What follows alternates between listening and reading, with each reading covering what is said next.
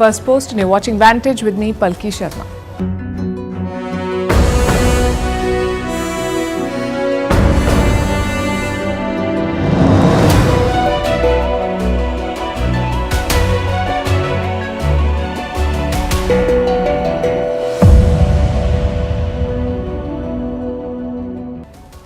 Donald Trump has made an overture to India. His administration's first bilateral meeting was with India, not America's neighbors, not America's military allies, but with India.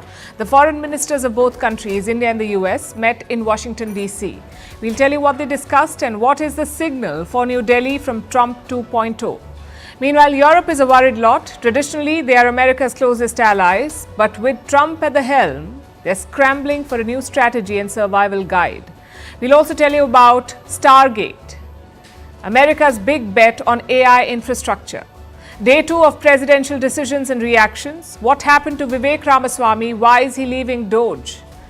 And what are the power dynamics within the first family? We'll introduce you to the Trump clan. Also tell you why China has decided to lift the ban on Hollywood films. How does the economy of clickbait work? From tiger pets to tears, it covers all of it.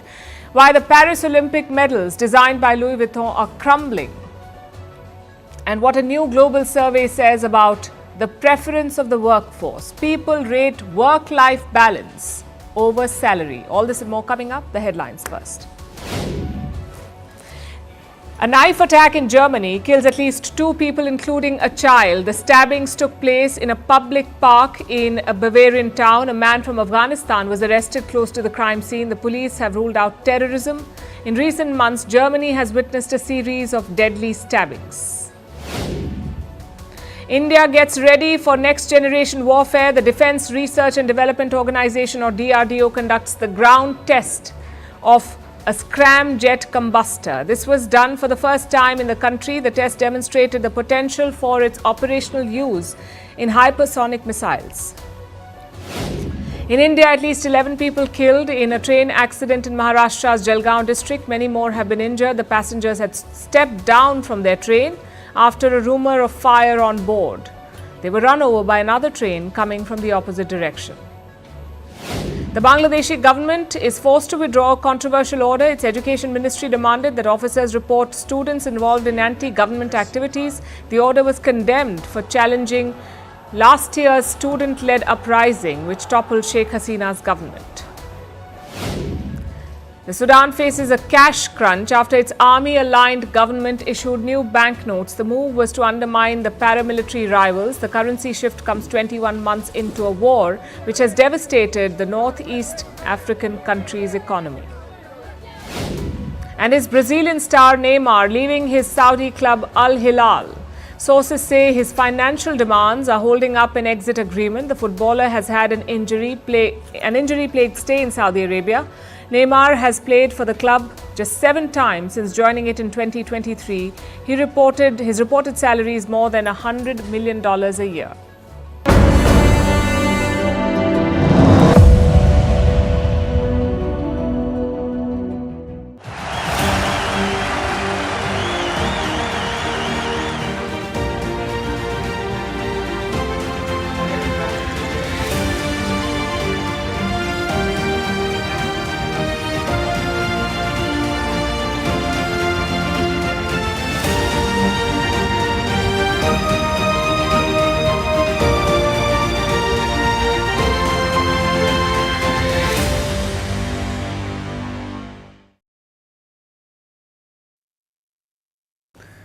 Donald Trump's first day was all about shock and awe. He shook things up at home. On the second day, the focus shifted to diplomacy. Trump's Secretary of State was sworn in yesterday. His name is Marco Rubio. And his first official engagement, a Quad meeting. Rubio met with foreign ministers from India, Japan and Australia. It was a signal of Donald Trump's priorities. He clearly wants to focus on the Indo-Pacific. And within that, India tops the list, because after the Quad came the bilateral talks. Rubio's first meeting was with India's External Affairs Minister, Dr. S. Jaishankar. Now, this is a break from tradition. Incoming secretaries usually meet US allies, maybe a NATO partner country, or a neighbor like Canada, or a treaty ally like Japan. India is none of that. Yet Rubio picked Jaishankar for his first meeting. Again, it's a signal of priorities. We saw that during the inauguration as well. Minister Jaishankar was seated in the front row, right in front of Donald Trump. The foreign ministers of Australia and Japan were seated a couple of rows back. But Jaishankar was at the front. He was sitting beside the president of Ecuador, a head of state. So clearly, the new US president is making an effort. He is reaching out to New Delhi, which brings us to the talks. What did Jaishankar and Rubio talk about? Jaishankar said that regional and global issues were discussed in the meeting. He also noted that Rubio is an advocate for closer ties with India. The US statement was more detailed. The statement about the meeting, it called for more cooperation in specific areas like emerging technologies, defense, energy, and the Indo-Pacific. Rubio also flagged an issue of concern with Jaishankar, that of irregular migration. A lot of Indians have been trying to illegally enter the US. Since 2020, around 170,000 have been caught. Indians are the largest group of illegal migrants outside the Western Hemisphere. So Trump wants to work on that and looks like India is open to it. Reports say New Delhi is planning to take back 18,000 illegal migrants. The first step is to identify and verify them. After that, they can be deported. And it's clearly a calculated move. Because India's priority is not illegal migration. India's priority is skilled legal migration, namely the H-1B visas.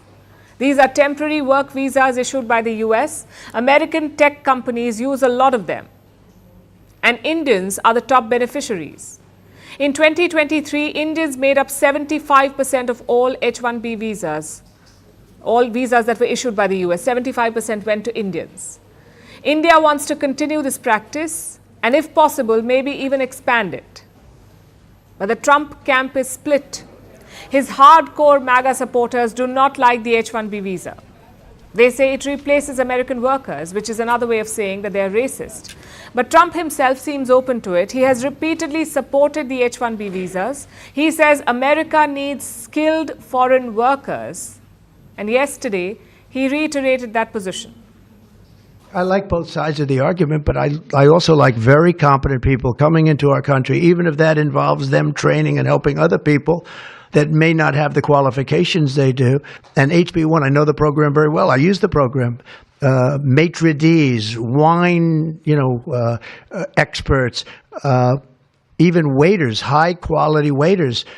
You got to get the best people. Now, then you go into people like Larry, and he needs engineers, and Massa needs, and this gentleman needs engineers like nobody's ever needed engineers, right? So we have to have the quality people coming in.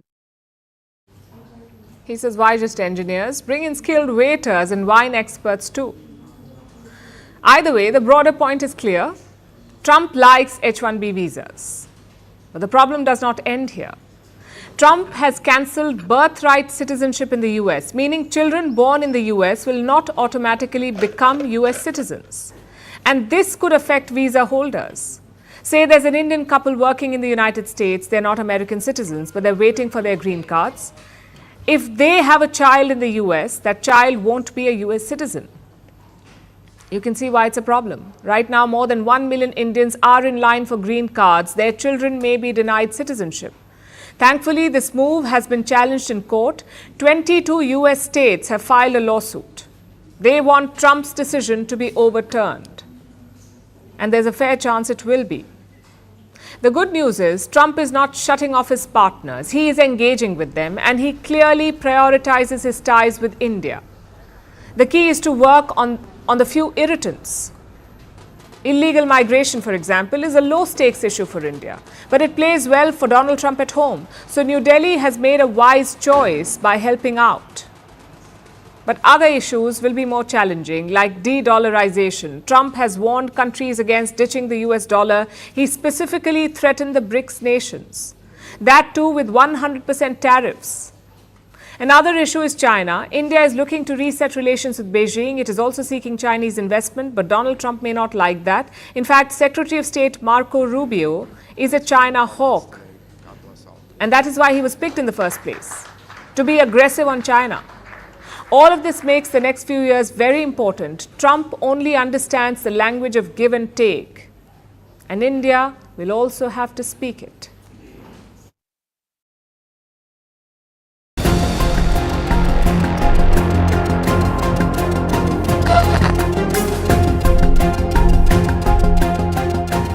largest AI infrastructure project by far in history, and it's all taking place right here in America.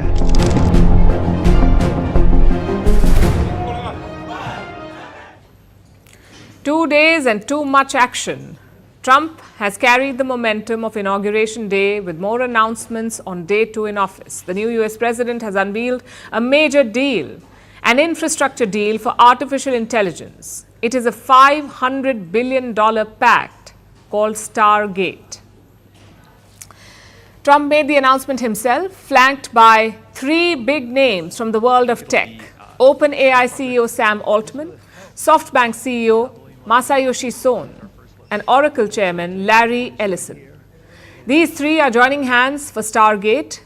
Donald Trump called it the largest AI infrastructure project in history, and there is quite a bit of history. Scientific research on AI began in the 1950s, so it's been around for longer than we imagine, and Donald Trump now wants to be its new champion.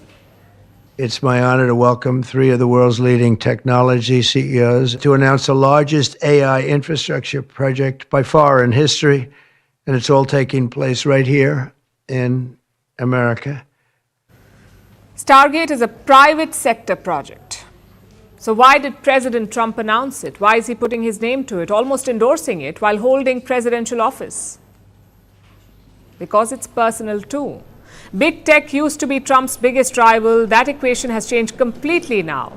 They're allies. The world saw it during his inauguration on Monday. As Trump took oath of office, he was surrounded by Silicon Valley heavyweights. That access is now translating into policy support. Big tech supports Donald Trump. In exchange, they get favorable policies and tons of institutional backing. That is how it's going to work. Plus, Trump gets to boast about big ticket investments. He's been wooing the likes of Masayoshi Son well before he took office. In fact, you may remember this exchange. I'm excited to go, and we were discussing, and President Trump said, Masa, double is not enough. Maybe, go for more, right? That's what I'm going to ask him right now. Would you make it $200 billion instead of He can actually, believe it or not, he can actually afford to do that. Would you do that? Masayoshi Son is a major tech investor. He runs a Japanese company called SoftBank. SoftBank has invested in companies like Uber and WeWork.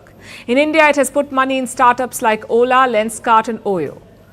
And now Masayoshi Son wants to invest $100 billion in the United States of America. This will be across different projects, including Stargate. And as you heard him say, he's willing to go higher to invest even more. Oh, thank you. That really helped. That's good. That's great. I feel tall now. Thank you. Well, Mr. President, last month I came to celebrate your winning and promised that we will invest $100 billion. And you told me, oh, Masa, go for 200. Yeah. Now I came back with 500. Because this is the, as you said yesterday, this is the beginning of golden age. That should make Donald Trump happy. Also, there's another dimension to it. A global race to control artificial intelligence is underway, and America wants to beat China in this race. And on this front, Donald Trump and Joe Biden are similar. Before leaving office, Biden tightened export curbs against China. He restricted the export of AI chips. As you know, chips are the basic building blocks of technology like AI. America is a leader in chip design. They don't want China to access their chips, hence the restrictions. Biden introduced them. Trump is doubling down on them. He wants America to have a monopoly in AI. What we want to do is we want to keep it in this country. China is a competitor and others are competitors. We want it to be in this country, and we're making it available. I'm going to help a lot through emergency declarations because we have an emergency. We have to get this stuff built. What stuff is Trump referring to? He's talking about building massive data centers, the kind that power AI apps like ChatGPT, and this is where Stargate comes in. This alliance is already building 10 data centers in Texas. With the new investment, Stargate will be able to build more such facilities. They'll remain in Texas for now, but over time, the project will expand to other American states. These data centers are critical for AI applications. They generate massive computing power. They function like the brain of AI apps. So if the US controls this brain, this infrastructure of AI, it can wield enormous influence on new technologies. The goal is to keep this infrastructure in America. In fact, Trump is trying to do something similar with TikTok. Yesterday, during the press conference, he gave an offer to the Oracle CEO. Trump said they can buy TikTok. It's worthless if it doesn't get a permit. It's not like, oh, you can take the U.S. The whole thing is worthless. With a permit, it's worth like $1 trillion. So what I'm thinking about saying to somebody is buy it and give half to the United States of America, half, and we'll give you the permit. Sounds reasonable. What do you think? Sounds like a good deal to me, Mr. President. Yeah, he can afford it too.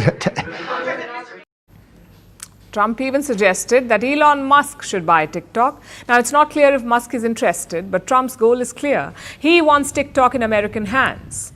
This is the latest battleground in the great power rivalry. You see, during the Cold War, the US and the Soviet Union sparked a global arms race. It even escalated to a nuclear standoff, the Cuban Missile Crisis. Now, in the 21st century, world powers are competing for different tools of influence. Apps, computer technology, artificial intelligence, these are the new realms of strategic competition. Donald Trump's push for AI supremacy will only intensify this battle.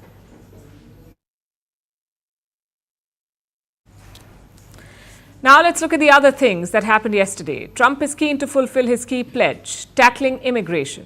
The mass deportations have not started yet, but the president is laying the groundwork. He just gave more powers to US immigration authorities. They're now allowed to raid quote-unquote sensitive locations, places like schools, hospitals and churches. They can raid them. Authorities can enter these places to pick up illegal immigrants and then expedite their deportation. This move even drew a reaction from the church, from a bishop in Washington. They may not be citizens or have the proper documentation, but the vast majority of immigrants are not criminals. They pay taxes and are good neighbors. They are faithful members of our churches and mosques, synagogues, wadara, and temples. I ask you to have mercy, Mr. President. And what was Trump's response? Well, he put up a post calling the bishop a radical left hardline Trump hater, and then adding that the service was quote-unquote very boring. Clearly, Trump is not going to allow anything to stop him. He has a plan, and at most, it will be delayed, not denied. Take tariffs, for example. Trump had promised to impose new tariffs on day one, 25% on goods from Canada and Mexico and up to 60% on Chinese goods. These new tariffs were not imposed on day one, but they are very much in the pipeline. We're thinking in terms of 25% on Mexico and Canada because they're allowing vast numbers of people. Canada's a very bad abuser also. Vast numbers of people to come in and fentanyl to come in. When do you think you would enact those? I think February 1st. Are you planning on giving notice of that? I think we'll do it February 1st. 25% on both, sir? On each. On each. Trump has issued the tariff notice, and Canada and Mexico have both reacted.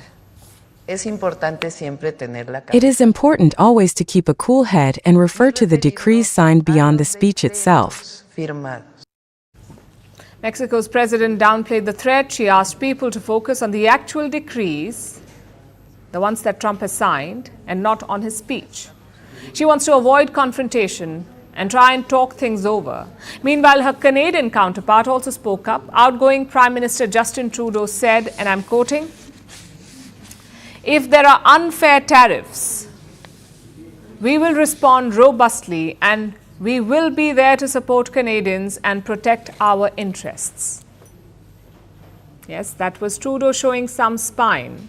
Easy to do when you're already on your way out. Will Trump admire this newfound backbone, or will he double down on his tariff threat? We'll find out on the 1st of February. And it won't just be Canada and Mexico in the crosshairs. February 1st may also usher in tariffs on China. We're thinking about that too. We're talking about a tariff of 10% on China based on the fact that they're sending fentanyl to Mexico and Canada. How soon? How soon on those tariffs?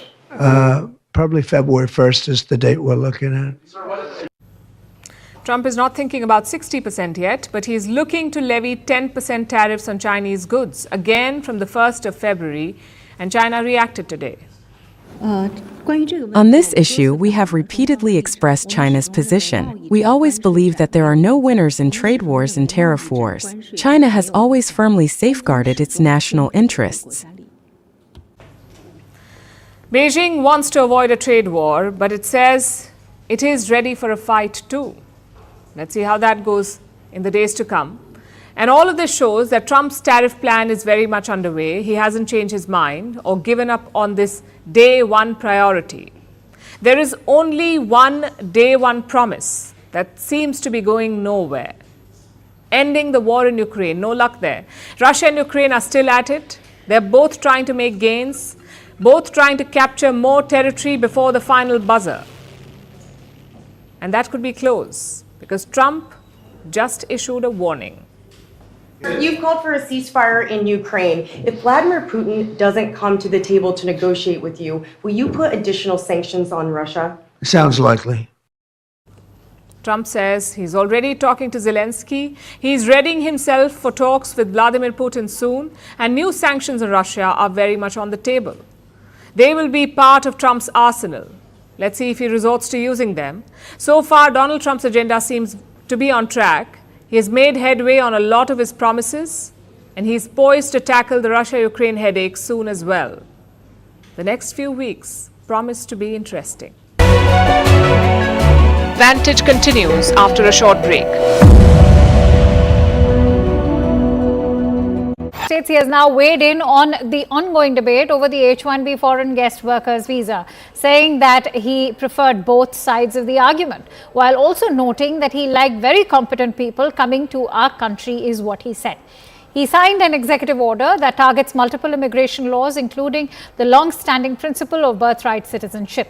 Now, this move has sparked intense debate and is expected to face legal challenges. At the heart of the controversy is the 14th Amendment of the U.S. Constitution, which grants citizenship to all individuals born in the United States. However, Trump's executive order seeks to reinterpret this amendment. It asserts that children born to undocumented parents are not entitled to automatic citizenship. Meanwhile, 22 Democratic-ruled states on Tuesday have taken legal action against the executive order aimed to end a century-old immigration practice. Listen in to what the U.S. president has to say. I like both sides of the argument, but I also like very competent people coming into our country, even if that involves them training and helping other people that may not have the qualifications they do. But I don't want to stop. And I'm not just talking about engineers. I'm talking about people at all levels. We want competent people coming into our country. And HB1, I know the program very well. I use the program. Maitre d's, wine, experts, even waiters, high quality waiters. It's another important question where it's hard to give you an answer because of the uncertainty of what Trump is going to do on any given point. There's no doubt when we consider the problem of illegal immigration that the problem is severe and needs to be fixed. And Trump's position on that is very popular. What people don't talk about enough is the legal immigration system, which is hopelessly gridlocked. It's very politically difficult to change. My own view is that we should welcome additional immigrants. It's a source of strength for the United States.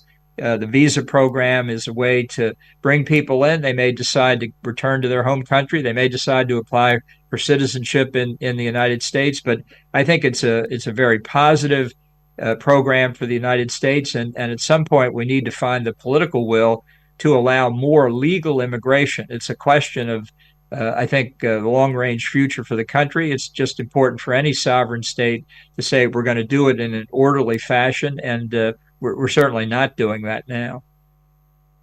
All right, Siddharth Mishra joins me live on the broadcast. Siddharth, I think at the heart of this entire move is also one moot question. Is Donald Trump now equating illegal immigrants in the United States with the legal ones? And what is this going to mean for H-1B visa holders, especially the ones from India?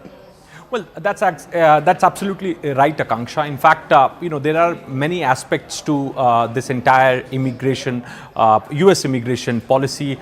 In fact, in the run-up to the polls, Akanksha, if you remember, Trump has always spoken about the illegal immigration to U.S. In fact, he has also been against his supporters largely. His voter base is perhaps their demand has always been that there should be a strict policy should be put in place.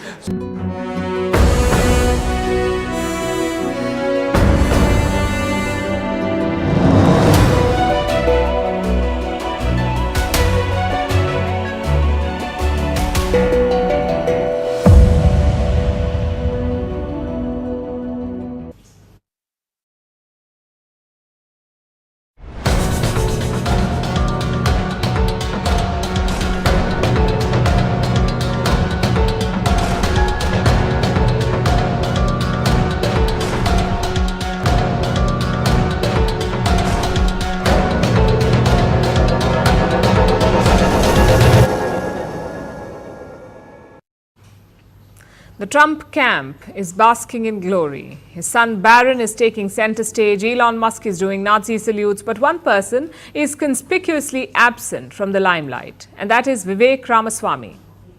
He attended all the Inauguration Day events, but his presence was limited, not like other Trump allies and advisors. So what happened here? Apparently, there's been a breakup. Vivek Ramaswamy has left the DOGE department. DOGE stands for Department of Government Efficiency. It was announced by Trump in November. Its job is to downsize the US government, to cut the bulk and to boost efficiency.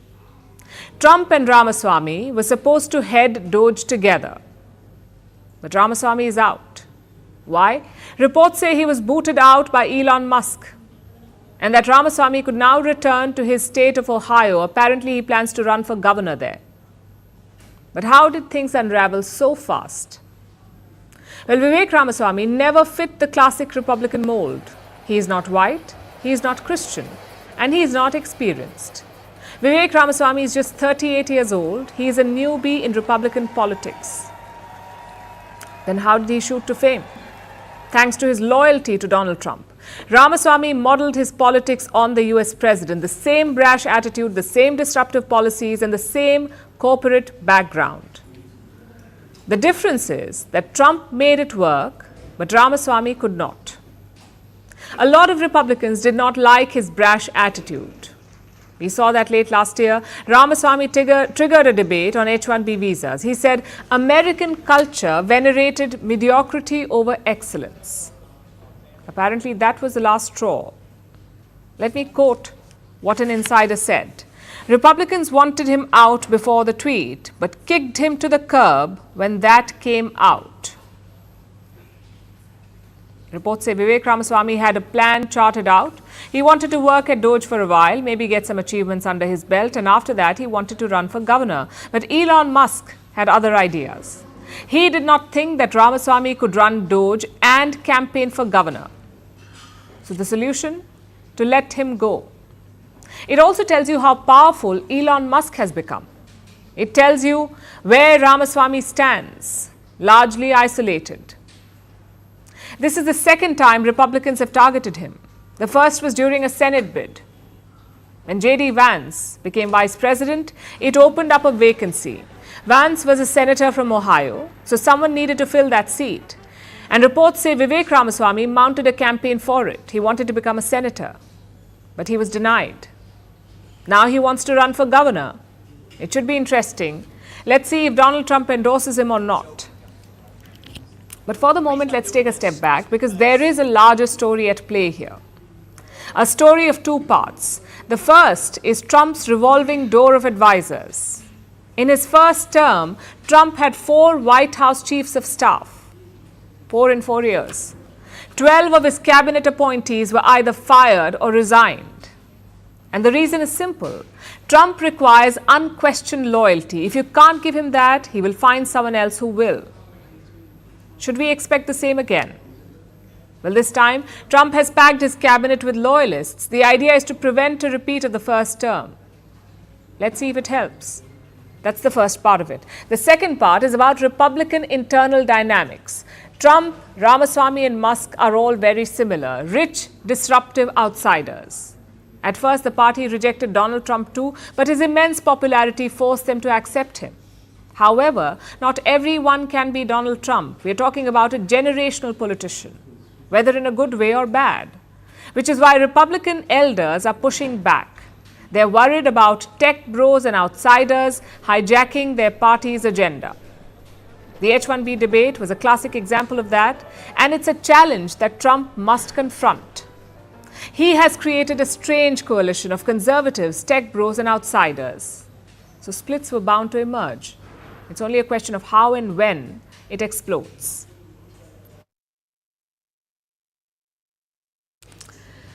It's a new chapter for the Trumps. They're back in the White House, but this time the stage is set for a very different show. New breakout stars are stepping into the spotlight, like Trump's towering son Barron and his Gen Z granddaughter Kai, who's making waves online. Meanwhile, familiar faces are stepping back, like daughter Ivanka Trump and her husband Jared Kushner. They're choosing family life over politics. And then there's Trump's wife, Melania, the rebranded First Lady who's charting her own path. How will this family shape the next 4 years in Washington? Our next report tells you all about America's new political dynasty.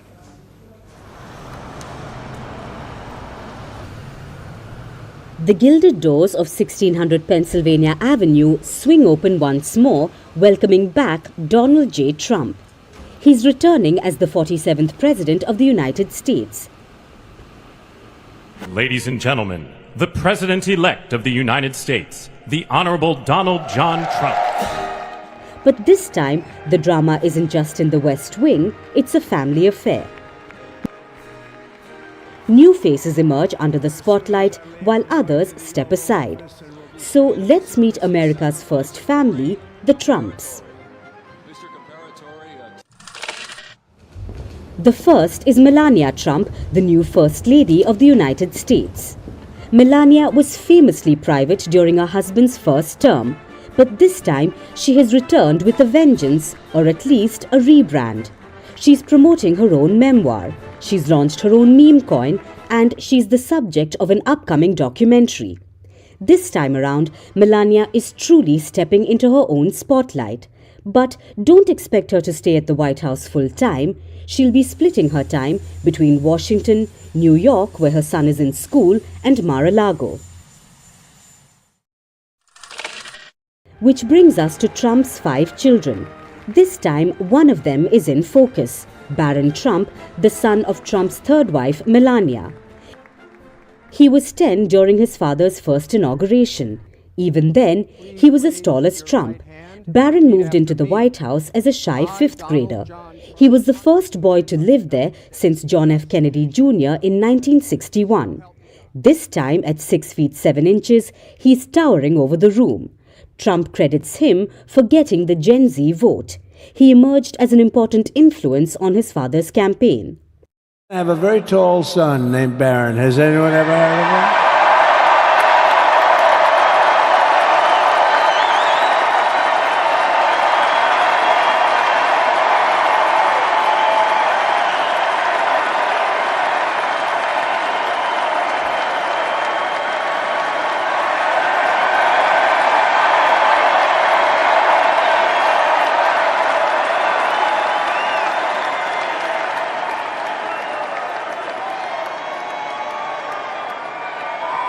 Thank you.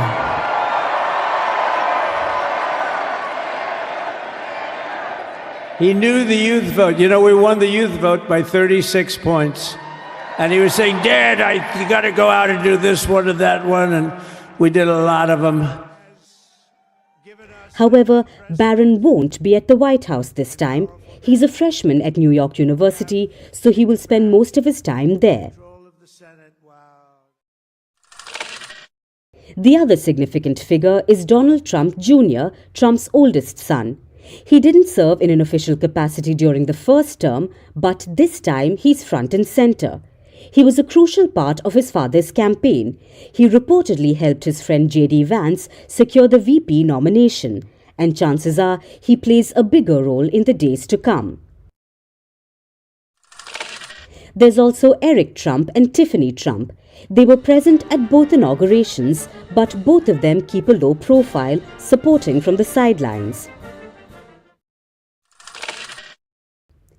Which brings us to Trump's favorite child, Ivanka Trump. She and her husband Jared Kushner were the face of the first Trump administration. They were both advisors to the president, but this time they were mostly absent. They were present at the inauguration, but the golden couple is staying out of politics, living in Miami, and focusing on family instead. Now Trump has 10 grandchildren, but there's one making the news this time. Kai Madison Trump, the daughter of Donald Trump Jr. At just 17, Kai is already shaping up to be the family's breakout star. She's the family's TikTok ambassador, bringing sass, golf tutorials, and unexpected charm to the campaign trail. Kai is unafraid to roast her grandfather in public while showing the behind-the-scenes action. As the Trump family descends once more on Washington, there will be more glimpses into America's new political dynasty, where the family business is never just politics, it's entertainment. But if there's one thing the Trumps have proven, it's that spectacle sells, and at the White House, the show is just getting started.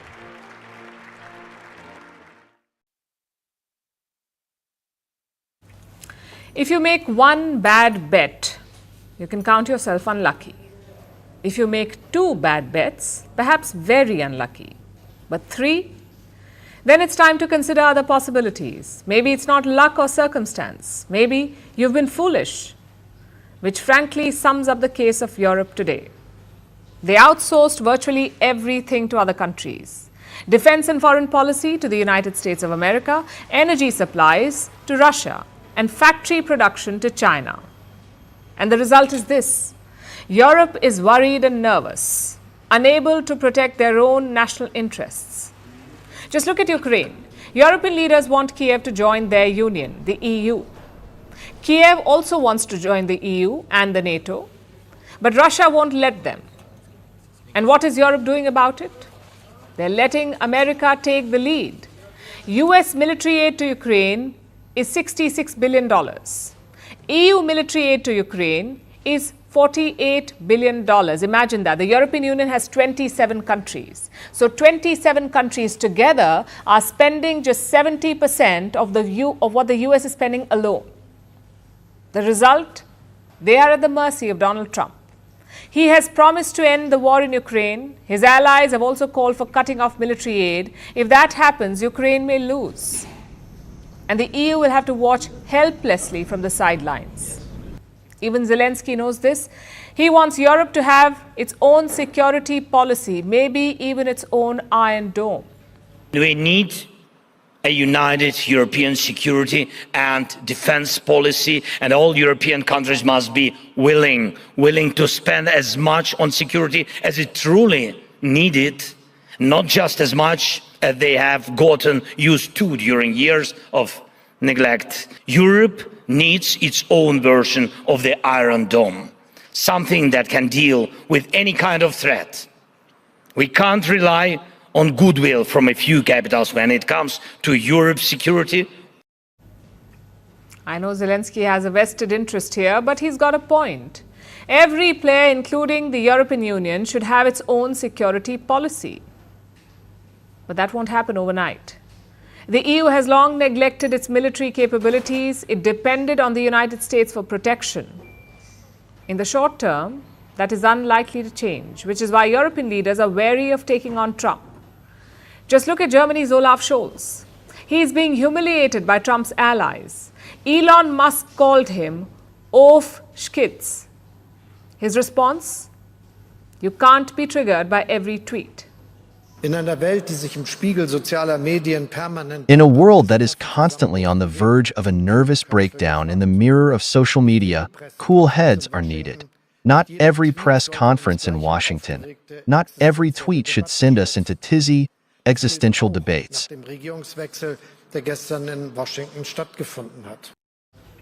This isn't maturity, though, it is helplessness. The same with energy supplies. Europe depended on Russia for gas shipments. Before the war, Moscow made up 40% of all EU imports. It has since come down to 8%. We're talking about a big shock here. The pivot from Russian gas hurt European countries. Inflation skyrocketed. Many incumbents lost power in elections. But even today, Russian gas is flowing into Europe. Yes, the quantity is less, but the EU is still sending billions of dollars to Russia, to their enemy. And finally, you have manufacturing and factory work. A lot of countries are trying to de-risk from China, but the EU is doing the opposite. Look at data from 2017 to 2023. During this time, the United States reduced imports from China. China's share was almost 22% in 2017. It fell to 13% by 2023. Same with Japan. China's share fell from more than 29% to 27%. But the European Union, it rose from 22 to 25%. So Europe is unable to shake its dependence on China, whether it's for EVs or phones or machines. Simply put, Europe is totally reliant on other players for security, for consumer goods, and for energy. In peacetime, this is not an issue. Europe thought wars were limited to West Asia or Africa. They did not imagine violence at their doorstep. So when the fighting began, they were helpless. A few leaders did warn about this. Like French President Emmanuel Macron, he had demanded a European army and security policy. Back then, it was seen as extra. But today, it is seen as necessary. Macron repeated those demands today. He hosted German Chancellor Olaf Scholz in Paris. He said Europe's security is now up to Europeans. After the inauguration of a new administration in the United States, it is more than ever up to Europeans, and so to our two countries, to play their role of consolidating a united, strong, and sovereign Europe. Yes, Europe has to not only spend more for defense, but it also has to develop its own industrial foundation, its own capabilities, its own industry. Poland is also of the same opinion. Their Prime Minister says Europe must arm to survive. If Europe is to survive, it must be armed. It is not our choice. I am not a militarist. Poland is the place on earth where no one wants any repetition of any war. We suffer the most in Europe during this terrible war. Maybe that is why we understand so well that in order to avoid this tragic repetition of history, we must all be strong, armed, determined. Maybe this will jolt Europe into action, or maybe it's too late for them. Either way, it's a reality check for other countries too, especially those in the Indo-Pacific. A lot of them appear tempted to do the same, to outsource security to America or to China. But remember, today's realities will be different from tomorrow's. A country may support you today, but it may pull that support tomorrow. The only one you can count on is yourself.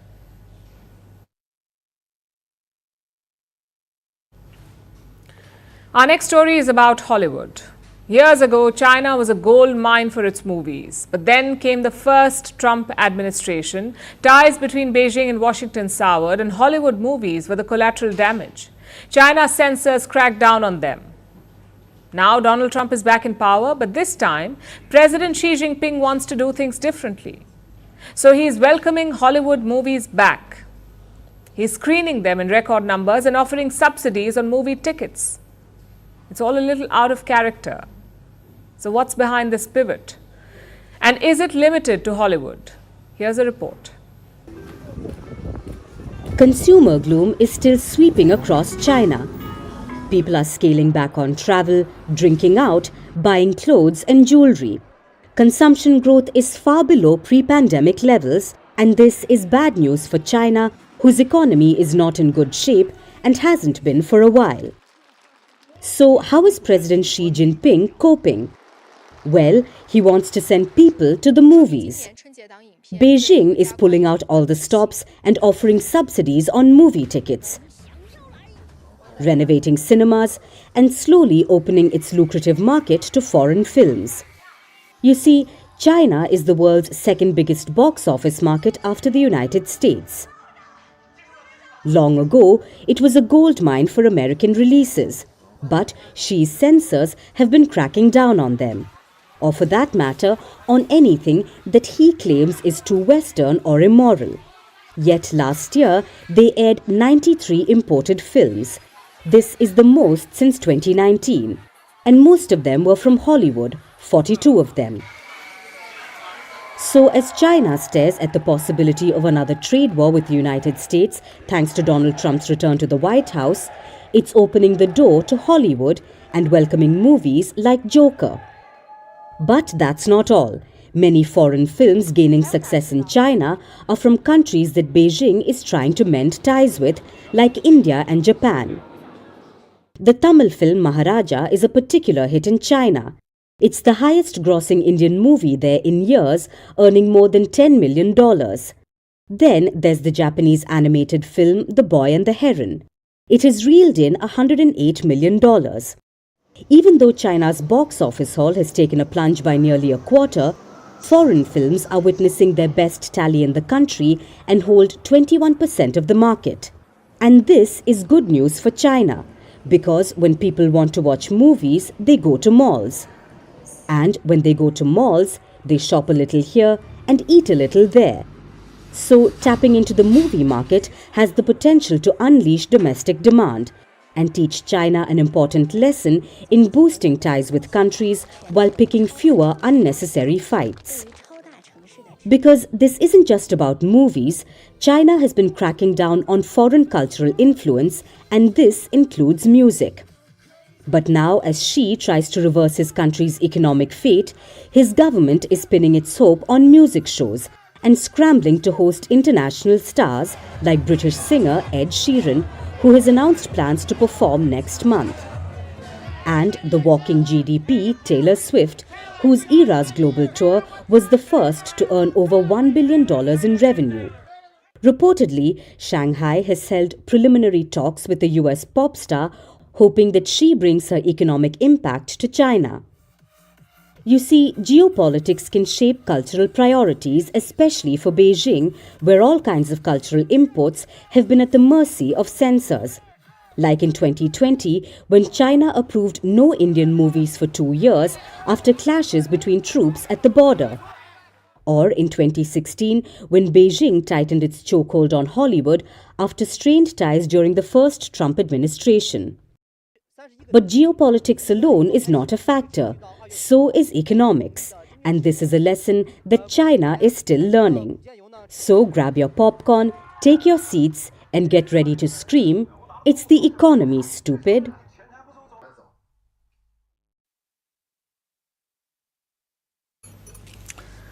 Pets. Who doesn't love them? There's nothing quite like the joy of returning home to a furry friend. But in Pakistan, owning pets is not just about companionship, it is a high-stakes game. Forget cuddly dogs or cute cats. Here it's all about the big cats. Owning a pet lion? It's no big deal in Islamabad. The wealthy already have their own private zoos. But now, a new breed of owners has emerged. Social media influencers. They're housing these majestic big cats because raising them has become the latest trend. The spectacle is irresistible. A seemingly ordinary person tending to tigers and lions, interacting with them daily. Yet behind the scenes, the ethics are murky. The animals are kept in poor conditions, their lives shortened by improper care. But for the influencer, the payoff is enormous. Millions of views, a surge in followers, and even sponsorship deals. But here is the catch. All of this is a facade, a dangerous game fueled by likes and views, because this is not about the love for animals. It is about attention. It is clickbait in its purest form. Something that attracts immediate attention. That's what clickbait is, a hook or a bait that makes you click on a post online. The influencers know that it works. Chances are the audience does too. And clickbait is evolving. When it's not exotic animals, it is personal tragedies, tear-streaked faces, tales of heartbreak, illness, or financial ruin. It's all about telling a sad story to evoke a strong emotion. It's what the internet calls sad bait. Apparently, it works too. The sadder the story, the more it sells, and it creates a loop. Sad stories lead to maximum engagement. More engagement means more views and more ad revenue. Algorithms push your video, and in the end, you have a viral product. I'll give you an example from Facebook. Do you know what dominated Facebook feeds in 2024? AI-generated images of wounded veterans and impoverished children. These were the biggest hits. These were the posts which got the maximum interactions. Which brings us to the question, why does this stuff work? Vantage continues after a short break.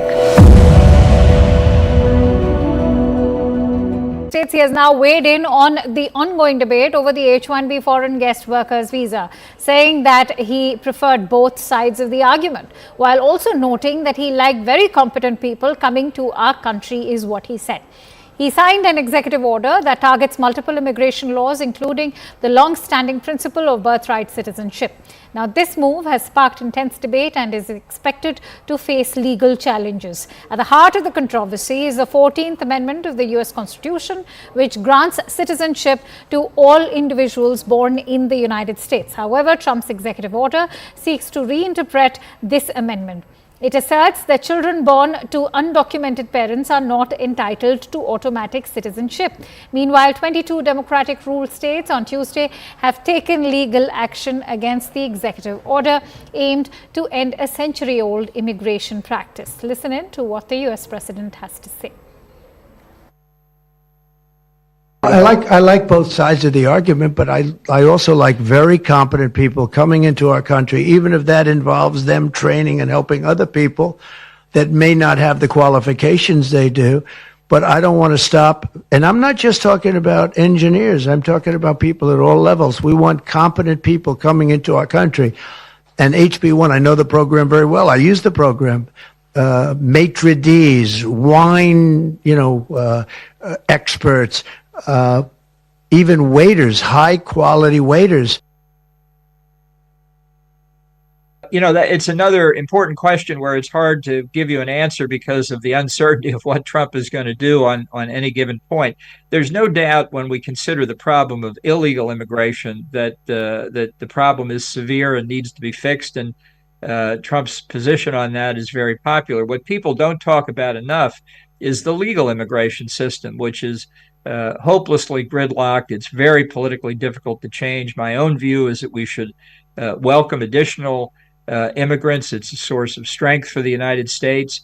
The visa program is a way to bring people in. They may decide to return to their home country. They may decide to apply for citizenship in the United States. But I think it's a very positive program for the United States. And at some point, we need to find the political will to allow more legal immigration. It's a question of, I think, the long-range future for the country. It's just important for any sovereign state to say we're going to do it in an orderly fashion, and we're certainly not doing that now.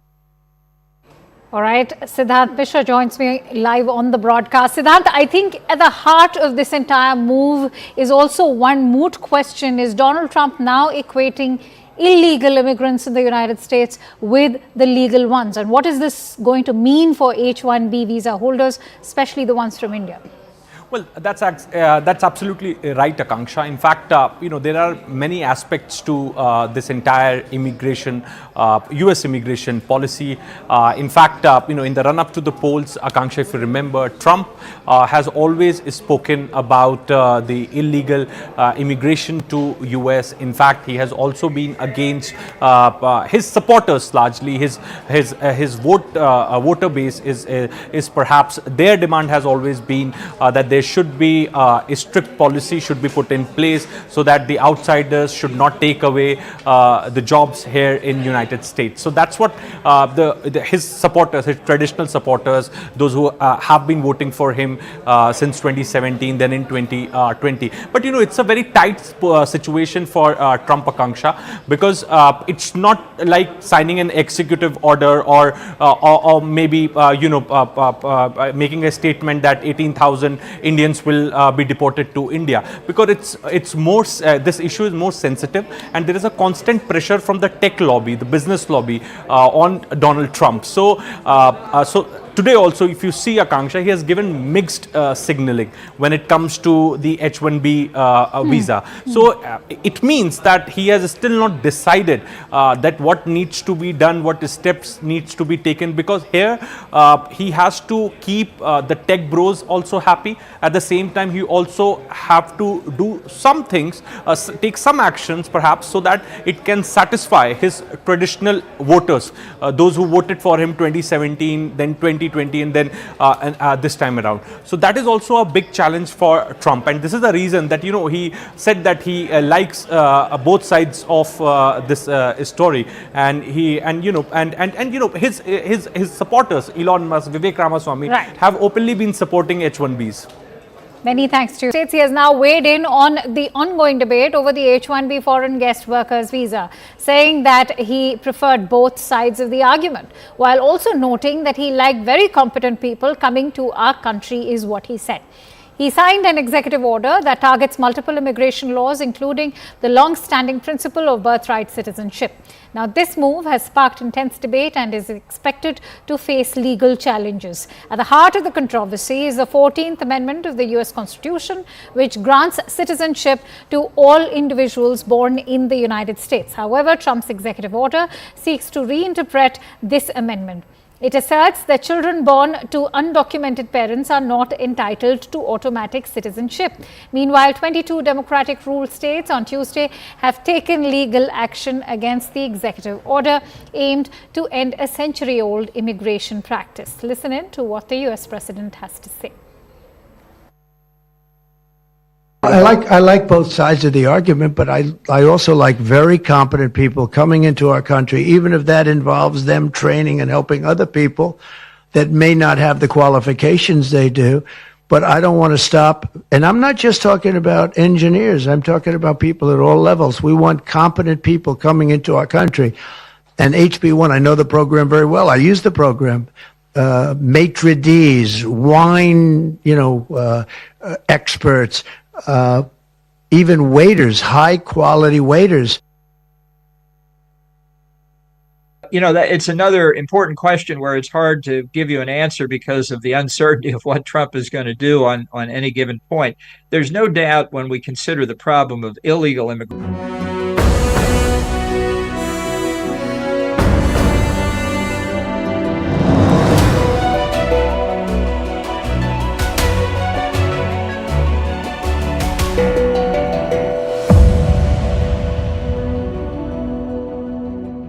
Now it's time for Vantage Shots, images that tell the story.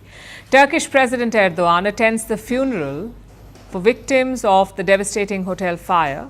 Hamas guard their destroyed police headquarters in Gaza City, and Greenpeace activists symbolically confiscate private jets at the Davos airport. Şu ayeti kerimeyi biz Allah için varız ve Allah'a dönücüleriz derler. Allahu Ekber. Sadık Gültekin için.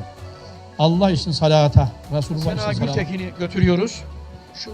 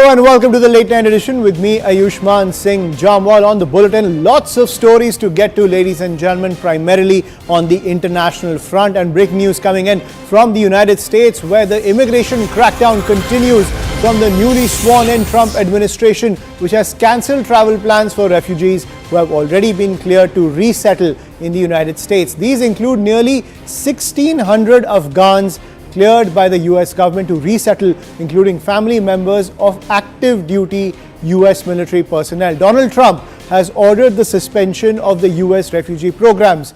The cleared refugees include unaccompanied minors awaiting reunification with their families in the United States, as well as Afghans at risk of Taliban retribution because they fought for the former US-backed Afghan government. That is the big piece of news that's coming in, where Donald Trump, cracking down on the immigration system across the United States, has now suspended the refugee status orders of several people who are waiting to be settled in the United States.